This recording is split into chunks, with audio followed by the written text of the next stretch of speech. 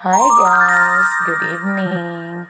Ayan, dahil nga malapit na naman ang summer, eto, baka kayo ay naghahanap ng pwedeng puntahan at pwedeng liguan kasama ang inyong mga barkada, pamilya at mga mahal sa buhay. Ayan, napakaganda ng tubig dito, napakasarap magbanding. Mayroon din ditong mga cottages na for rent, pero walang entrance fee. Perfect na perfect dito, lalo na ngayong darating na Holy Week. Ayan, napakaganda ditong magbanding.